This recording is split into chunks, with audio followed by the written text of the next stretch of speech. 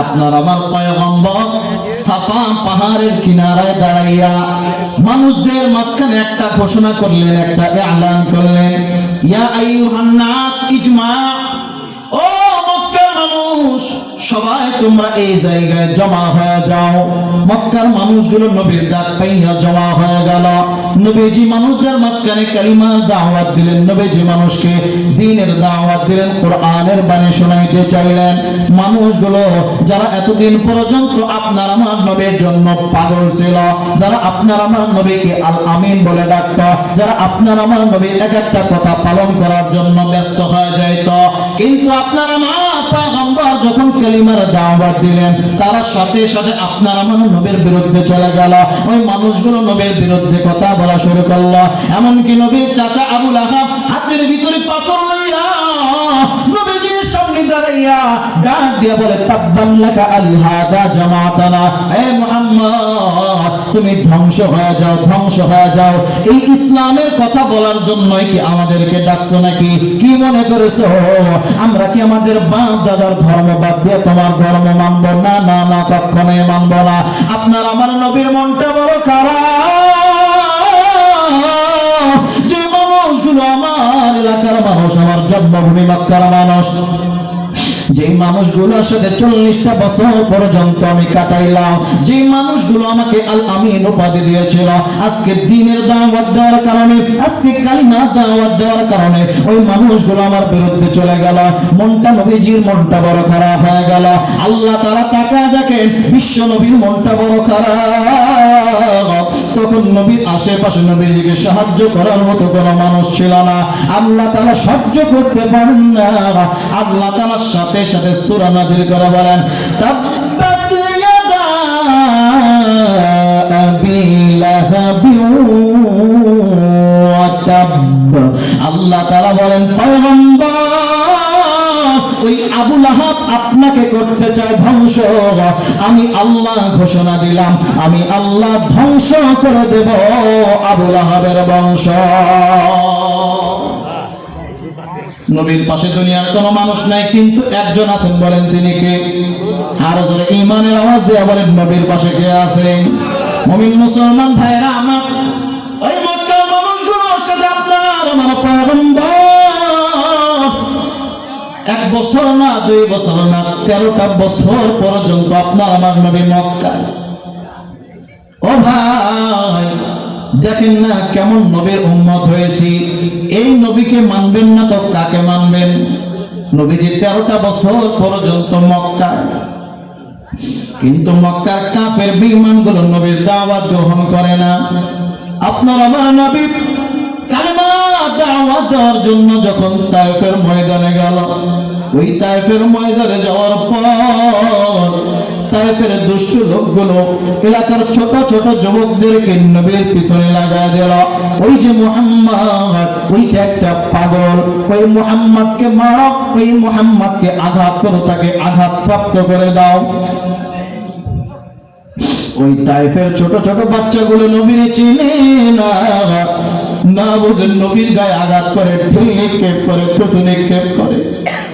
অথচ আপনার আমার নবীর ওই শরীরটা কেমন দাম, আপনার আমার ওই নবীর শরীরটা কত দামি শরীর।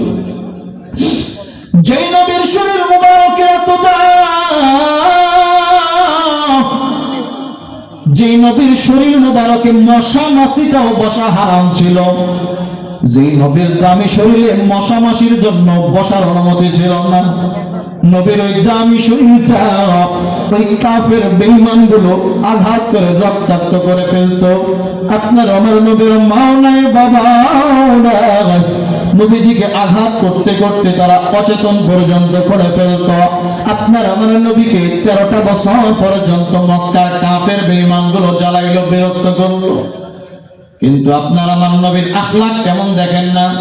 আপনার আমার নবী একটা বারের জন্য কাউকে উল্টা গালি দেন নাই, নবী কাউকে পাল্টা প্রতিবাদ করেন নাই, নবীজি কারো সাথে প্রতিশোধ নেন নাই। আপনার আমার নবীর আখলাক কেমন সুন্দর। কিন্তু 13টা বছর হয়ে গেল, কাফের বেঈমানগুলো যখন তারা নবীকে মানতে পারল না, বরং তারা আপনার আমার নবীকে এমন দামি একটা মানুষকে দুনিয়া থেকে হত্যা করার পরিকল্পনা করল। আল্লাহ তাআলা বলেন, হাবিবা আমার, এই মক্কার মানুষগুলো আপনাকে গ্রহণ করবে না, এই মক্কার ভিতরে মানুষগুলো আপনাকে মানবে না। ও পয়গম্বর, আর মক্কায় থাকা লাগবে না, আপনি হিজরত করে মক্কা থেকে মদিনায় চলে যান। ওই জায়গায় আমি আল্লাহ ইসলামকে সুপ্রতিষ্ঠিত করব। আপনার আমার পয়গম্বর হিজরতের আগে আপনার আমার পয়গম্বর হিজরত করবেন, মক্কা ছেড়ে নিজের জন্মভূমি ছেড়ে নবী মদিনায় চলে যাবেন। কিন্তু আপনার আমার নবীর মনে বড় ব্যথা। নবী কাবার চত্বরে দাঁড়াইয়া, ওই কালো গিলা পলা কাবা শরীফের পাশে নবী দাঁড়াইয়া, তখন কাবার চাবির দায়িত্ব পালন করতে একজন কাফের, যার নাম ছিল ওসমান। ওসমান নামক একজন কাফের, সে কাবার চাবির দায়িত্ব পালন করত। নবী ওই ওসমানের কাছে গিয়া ডাক দেয়া বলে, ওসমান রে, আমি মুহাম্মদ তো মক্কা ছেড়ে মদিনার দিকে চলে যাব, আমাকে একটা বারের জন্য কাবার চাবিটা দিবানি। আমি মুহাম্মদ 2 রাকাত নামাজ, শেষবারের মতো 2টা রাকাত নামাজ পড়তে চাই। কিন্তু দেখেন ওই শয়তান বদমাশ, এই ওসমান নামক ওই কাফেরটা নবীজিকে চাবি দেয় নাই, বরং নবীজিকে দৌড় দৌড় কইরা ভাগা দিয়েছে। আপনার আমার নবী বললেন, ওসমান, আজকে তোমার হাতে চাবি আছে, আমি নবী 2 রাকাত নামাজ পড়ার জন্য চাইলাম, দিলাম না। কিন্তু ওসমান কান খুলে শুনে নাও, একদিন এমন একটা সময় আসবে, এই কাবার চাবি আমি মুহাম্মাদুর রাসূলুল্লাহর হাতে থাকবে, আর তুমি ওসমান খালি হাতে দাঁড়ায় থাকবা। নবী আমার বুক ভরা ব্যথা নিয়ে মক্কা থেকে মদিনায় চলে গেলেন। 8 বছর পর আল্লাহ তাআলা মুসলমানদেরকে মক্কা বিজয় করার সুযোগ দিলেন। সুবহানাল্লাহ বলেন না? নবীজি আবার মক্কাটা বিজয় করলেন। মুসলমানদের সংখ্যা অনেক বেড়ে গিয়েছে, নবীজির হাতে মক্কার ক্ষমতা চলে আসলো। বর্তমান পৃথিবীতে দেখবেন, যদি একটা দেশ যদি আক্রমণ করে অন্য একটা দেশকে দখল করে, সর্বপ্রথম দেখবেন ওই দেশে ঢুকে আগে ভাঙচুর করে, তছনছ করে দেয়, হামলা করা শুরু করে। কথা বলেন ঠিক কিনা? আপনার আমার নবী যখন মক্কাটা বিজয় করে নিলেন, আপনার আমার পয়গম্বর নবীজি এখন মক্কার শাসক, মক্কার মানুষগুলো ভয়ে কাঁপাকাঁপি শুরু করছে। হায় রে হায়, এই তো সেই মুহাম্মদ যাকে এত মাইট দিছিলাম, এই মুহাম্মদ তো সেই মুহাম্মদ যেই মুহাম্মদকে আমরা মক্কা থেকে দূর দূর করে তাড়া দিয়েছিলাম। এই মুহাম্মদ তো সেই মুহাম্মদ, এই মুহাম্মদকে এত জ্বালানো জ্বালাইছি, আজকে তো মক্কার ক্ষমতা মুহাম্মাদের হাতে। মনে হয় মুহাম্মদ আজকে আর আমাদের আস্ত রাখবে না, মুহাম্মদ মনে হয় আজকে আমাদেরকে ধ্বংস করে দিবে, মুহাম্মদ মনে হয় আজকে আমাদের সবাইকে হত্যা করে ফেলবে। কিন্তু তারা তো জানে না আপনার আমার পয়গম্বর কেমন দয়ার নবী, কেমন মায়ার নবী। আপনার আমার নবী যখন মক্কায় ঢুকলেন বিজয় করার পর, নবী মক্কায় ঢোকার পর কারো বাড়িতে কোনো আক্রমণ করে নাই, নবী কারোর উপরে কোনো আক্রমণ করে নাই। মক্কার কাফেরগুলো ভয়ে নিজেদের ঘরের ভিতরে কাঁপাকাঁপি শুরু করেছে, মনে হয় নবীজি আক্রমণ করে তাদের ধ্বংস করবে। কিন্তু আপনার আমার নবীর আখলাক দেখেন কেমন আখলাক। নবীজি মক্কায় ঢোকার পরে কাবার চত্বরে দাঁড়াইয়া, নবী কাবার কিনারায় দাঁড়াইয়া একটা এলান দিয়ে নবীজি বলেন, লা তাসরিবা আলাইকুমুল ইয়াওম, আমি মুহাম্মদ আজকের দিনে কারো উপরে কোনো প্রতিশোধ নিব না। আজকে আমি মুহাম্মদ তোমাদের সবাইকে সাধারণভাবে ক্ষমা করে দিলাম। আল্লাহু আকবার। মক্কার কাফেররা তাও ভয়ে ঘর থেকে বের হয় না, মনে হয় ঘর থেকে বেরোলে মনে হয় দিবে মায়। কিন্তু আপনার আমার নবীর যে কেমন দয়া, এটা বুঝে না। নবীজি বললেন, কাবার চাবি কোথায়? নবীজির হাতে কাবার চাবি দেওয়া হলো। কে দিল? বলে ওই যে 8-9 বছর আগের যে ওসমান, হিজরতের আগে নবীজি 2 রাকাত নামাজ পড়ার জন্য কাবা ঘরের দরওয়াজা খুলে দিতে বলেছিলেন, নবীজিকে চাবি দেয় নাই। আজকে 8 বছর পরে সেই ওসমান কাঁপতে কাঁপতে নবীজির হাতে এসে চাবি জমা দিল। আপনার আমার পয়গম্বর কাবা ঘরের ভিতরে সর্বপ্রথম ঢুকে মূর্তিগুলোকে ভেঙে দিয়ে 2 রাকাত সালাতুশ শুকর নামাজ আদায় করলেন। এরপরে কাবা ঘর থেকে বাড়াইয়া আবার উসমানকে ডাকলেন, উসমান এদিকে আসো। উসমান নবীজির সামনে দাঁড়া, ভয়ে থরথর করে কাঁপতেছে যে আমি এর আগে নবীজিকে চাবি দিই না, আজকে মনে হয় মুহাম্মাদুর রাসূলুল্লাহ আমাকে হত্যা করে দিবে। নবীজি উসমানকে ডাক দিয়ে বলেন, উসমান রে, কিসের এত ভয়, কিসের এত টেনশন? ভয় করার কোনো দরকার নাই। আমি নবী তোমার উপরে কোনো প্রতিশোধ নেব না, আক্রমণ করব না, বরং আমি নবী এতদিন পর্যন্ত তুমি মক্কার কাফেরদের পক্ষ থেকে কাবা শরীফের চাবির দায়িত্ব পালন করেছিলে।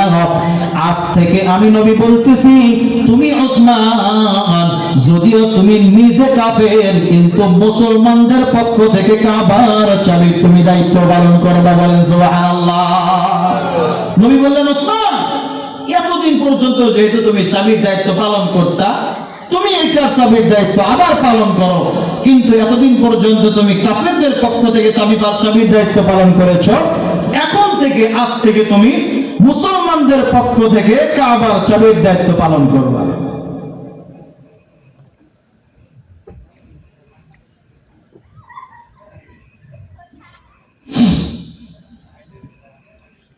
তো উসমান আশ্চর্য হয়ে গেছে, না হয় এইটা আবার কি করে, এটা আবার কেমনে সম্ভব যে আমি যে নবীকে মাত্র 2 রাকাত নামাজ পড়ার জন্য কাবার চাবি দেই নাই, কাবা শরীফের দরওয়াজাটা 2 রাকাত নামাজ পড়ার জন্য খুলে দেই নাই, আবার আমি নিজেও একজন কাফের, এটা কেমন নবী? হাই রে ভাই, এটা কেমন নবী যে আমার হাতে আবার কাবার চাবি দিচ্ছে?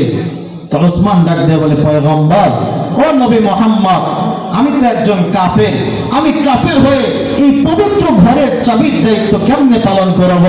না না না, আমি কাফের হয়ে এটা পালন করতে পারবো না। নবী, আপনার হাতটা বাড়ায় দেন, এক্ষুনি আমাকে কালেমা পড়ে মুসলমান বানান।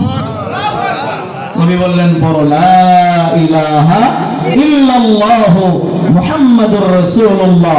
উসমান কালেমা পড়ে মুসলমান হয়ে গেল। এই ঘটনা বলার একটা মাত্র উদ্দেশ্য, বলেছিলাম আপনার আমার নবীর আখলাক, আপনার আমার নবীর আখলাক চরিত্র কত দামি, কত উচ্চ, যে আপনার আমার নবী নিজের শত্রুর সাথেও কেমন ভালো ব্যবহার করতেন।